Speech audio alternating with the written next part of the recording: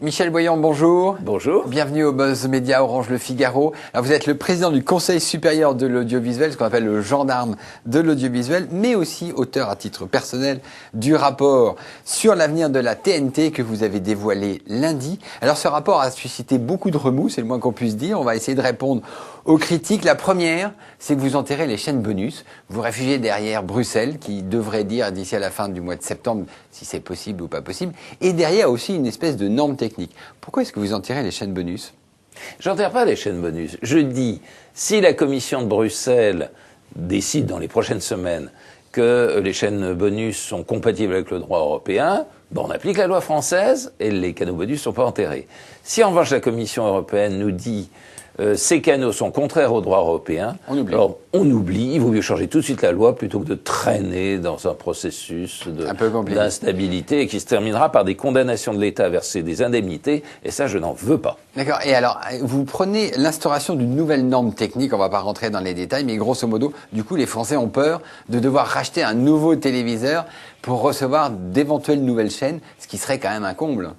Bon, ce serait un comble, et bien évidemment, la proposition que je fais n'a pas ses conséquences, mais elle est utilisée par certains qui ne sont pas d'accord avec ma proposition pour répandre la grande peur dans les campagnes et dans les villes. La situation est très simple. Ouais. Deux cas. Premier cas, vous recevez la télévision par le satellite ou par un réseau câblé qui est lui-même rattaché à la TNT ou par la DSL ou la fibre optique. Vous n'avez rien à faire, la nouvelle norme est sans influence sur la manière de recevoir la télévision. C'est combien de personnes ? C'est pratiquement un Français sur deux. C'est très exactement 45%, donc un foyer français sur deux. En revanche, les autres doivent racheter un téléviseur. Alors, deuxième cas de figure, pas du tout. Vous tombez dans la même erreur que certains essayent de répandre. Si vous regardez la télé par l'antenne râteau ou par une antenne intérieure, deux cas. Premier cas, vous êtes très content de la TNT telle qu'elle est aujourd'hui, avec ses 18 chaînes gratuites, ses chaînes payantes, ses télés locales. Vous ne changez rien. Vous n'avez rien à faire, rien à acheter. Deuxième cas, vous voulez, en plus de l'offre actuelle de la TNT, bénéficier de 8 chaînes nouvelles en haute définition. À ce moment-là, vous allez acheter, mais pas tout de suite, dans 12, 15, 18 mois, un adaptateur dont le prix sera modique et qui vous permettra de recevoir en plus 8 chaînes supplémentaires. Alors, ce qu'on vous reproche surtout, c'est de vouloir geler le paysage audiovisuel pour au moins 18 mois, 2 ans, dans sa configuration actuelle.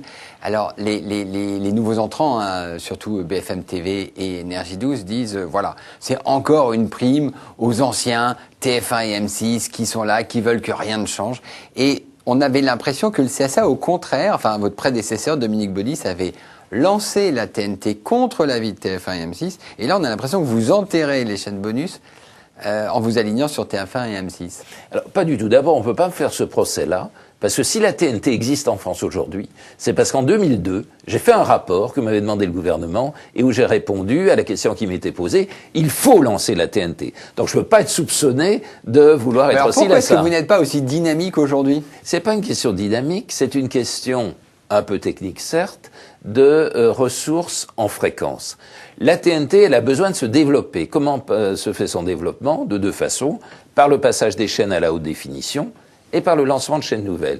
Pour faire les deux choses, il faut des fréquences. Malheureusement, les fréquences, et vous l'écrivez et vous le dites très souvent, elles sont rares et précieuses dans notre pays. Et donc, je veux pouvoir garantir à l'audiovisuel français qu'il bénéficiera de toutes les fréquences nécessaires à son développement. C'est pour ça que je propose un changement de norme qui permet de faire passer plus de chaînes sur le même nombre de fréquences. Mais alors, les Français qui s'attendaient à avoir 3 nouvelles chaînes bonus d'ici à au début de l'année prochaine, plus 2 autres, donc à peu près 5-6, qui s'en réjouissaient, puisqu'on voit qu'ils adorent les nouvelles chaînes de la TNT, ils vont les voir quand, ces nouvelles chaînes ? Mais ça ne change rien par rapport au calendrier. On a l'impression, il y a une espèce de mythe sur les chaînes bonus qui faisait croire que ces 3 chaînes allaient être disponibles au 1er décembre sur l'ensemble du territoire. C'est complètement faux. Il faut fabriquer cette chaîne, il faut la concevoir, il faut mettre en place le nouveau réseau de diffusion. Ils n'avaient pas besoin de beaucoup de temps. Hein. C'est un mensonge.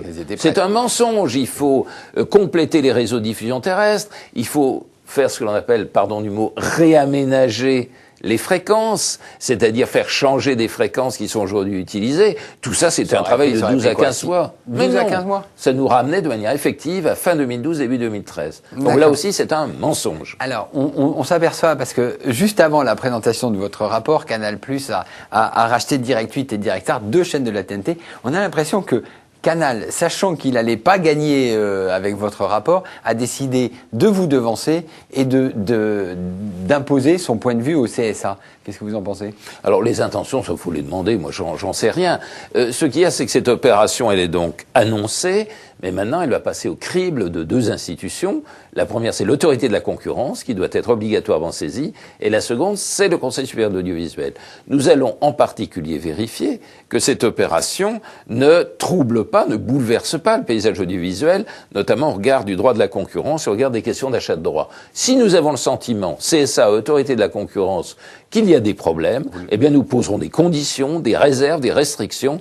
Ne vous attendez pas à ce que nous signions « OK les enfants, allez-y » en bas à droite du document que vous envoyez. En première analyse, c'est ça. Vous dites « Attention, ça pose beaucoup de problèmes ». Ça pose beaucoup de problèmes parce que quelqu'un qui peut acheter pour un même film, français ou américain, peu importe, ou pour une même fiction, française ou américaine, à la fois les droits pour la diffusion cryptée et les droits pour la diffusion en clair, il dispose d'un avantage compétitif énorme par rapport à ses camarades. Il risque d'évincer les petites chaînes, c'est ça? Il peut écrémer ou siphonner selon le mot que vous préférez. Voilà, il y avait d'autres soucis, dont le passage de la chaîne LCI, chaîne d'information payante aujourd'hui, de TF1, en gratuit.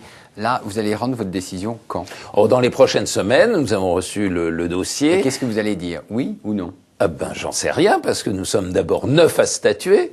Je ne suis pas tout seul. Et deuxièmement, parce qu'il y a des procédures tout à fait normales d'instruction des dossiers. Donc on va recevoir et écouter toutes les personnes qui ont un mot à dire sur le sujet. Donc ça prend quelques semaines et je ne peux absolument pas préjuger de la décision qui sera prise. Donc vous dites, c'est quand? C'est en début novembre ou je ne peux pas vous le dire, je dis dans quelques semaines. D'accord. Je peux pas être plus précis, pardon. Une dernière question. Non, on n'entraînera pas non plus, ça ne sera pas au mois de février 2012. On a parlé du rapport Boyon.